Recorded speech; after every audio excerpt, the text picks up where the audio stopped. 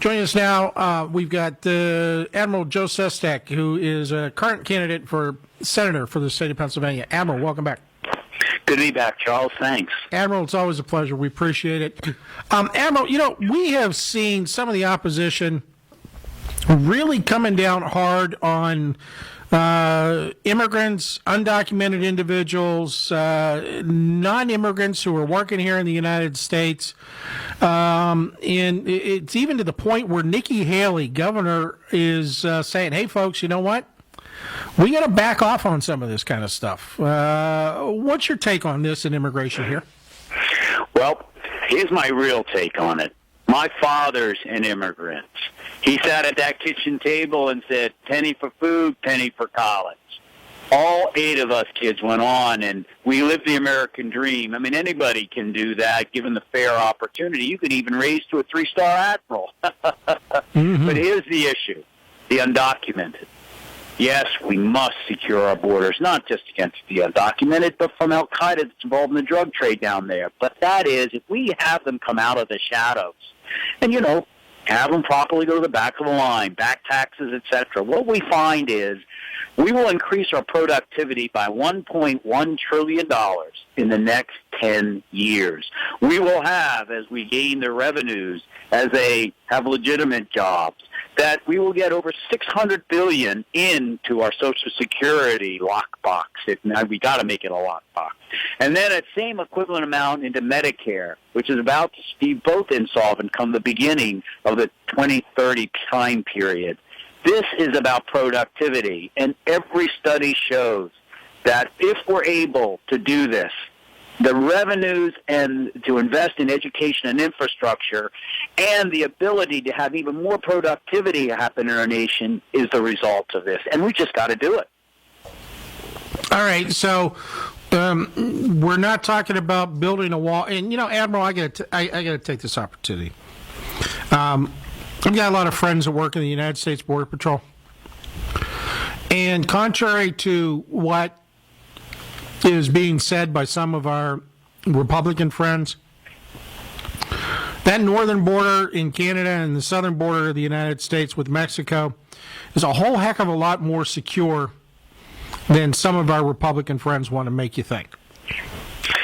Well, this is a good point. When I say secure the borders, what I talk about, if you've looked at, and when everybody has an opportunity to look at my book, Restoring the American Dream, and how I say immigration is an untapped asset that we have to take advantage of, what I talk about is technology. Look, when I got to Congress, we had, by law, only 4 drones were allowed to be able to look down and see how secure things are. Everybody can get around or over or through a wall eventually. That's not what we need to do. What we need to do is use less cost but more technology to be able to stay up there for 24 hours, look down, and send it across. Is it going to be impenetrable? Nothing is. But it gets us about our business in a much more cost-effective way, much like the president spoke about, Charles. How do you use technology for the future?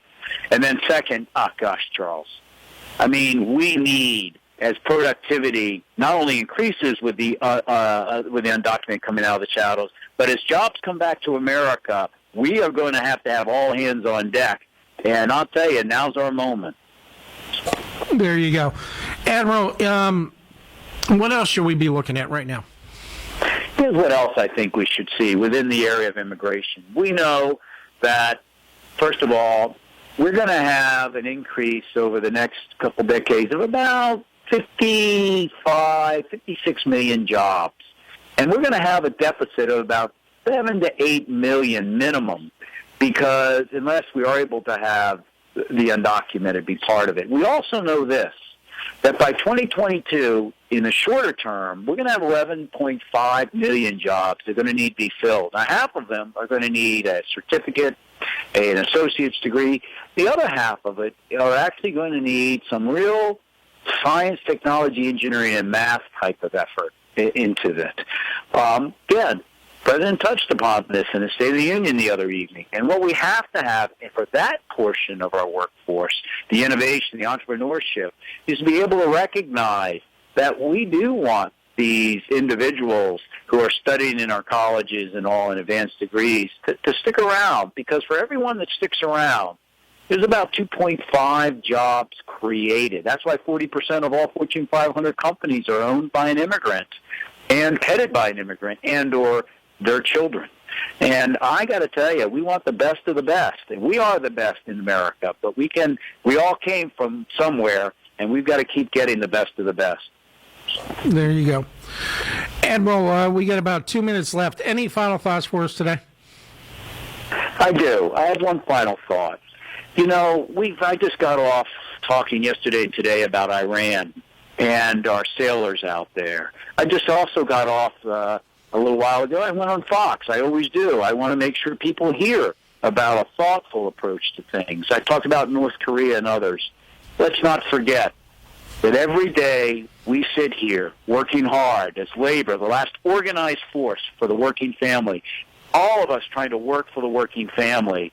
Let's not forget that many of them are abroad right now, and how well they secure the peace for us so impacts us here at home in restoring the dream, as that tragic misadventure in Iraq really hurt our dreams. The cost of it, hard cash over $1 trillion, human capital we lost, or yet came home maimed, another $1 trillion as we try to care for it. So my take on it is, as I finish here, let's not forget our vets. Labor stands up for them with their own union veterans group. Let's make sure we remember that every day they're out there not knowing if something's going to happen, like just happened in the Persian Gulf with a couple of our riverine boats. There you go. And thank God they all got back home safe and sound, that's for sure. Admiral, absolutely right. Admiral, thank you for being with us today. I appreciate it. And we look forward to talking again here soon. That sounds great. Thanks, Charles. You have a great day there. Fantastic. We appreciate it. We'll talk to you again soon, sir. I'm Charles Showalter. You're listening to the Union Edge Laborers Talk Radio.